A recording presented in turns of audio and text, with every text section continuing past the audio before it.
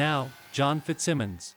I had a college roommate that moved out here. He worked for the Defense Mapping Agency, and I came out to visit him, and in the Washington Post there was an ad, and I'm like, wow, that sounds really cool. That's what I would like to do. A more interesting career than with DS. As an engineer, I don't think it can be beat. DS was a much different organization back then, and they didn't really have planned out training for us. We got training on the Wang computer system, on the Wang word processor. We got a little bit of specialized training like on vehicle barriers and document shredders. We got lock school, learned how to install and repair locks, neutralize safe containers, and then 5 or 6 weeks at the Interagency Training Center.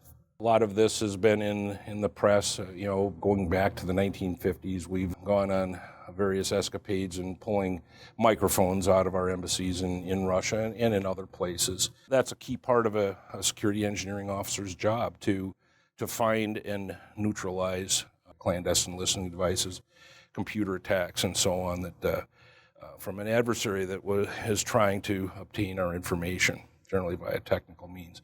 I guess I never realized the scope of the U.S. government. I was a kid from Minnesota, right? You don't have a lot of interaction with the federal government out there. And even in my 20s, it was this thing that existed, and again, presumably for the good. And over my career, I've realized how wide-ranging the federal government is. It's incredible competencies. The best part of my job throughout my career, seldom as an engineer do you get a job where you get to do hands-on stuff, engineering, management, get exposed to a wide range of responsibility. I think the favorite part of my job throughout my career is actually being able to work on equipment, hands-on. I don't get much of a chance to do that, to the irritation of my staff whenever they come up with new piece of gear. I got to go down and lay eyes on it and fiddle with it. That's part of the perks of my job.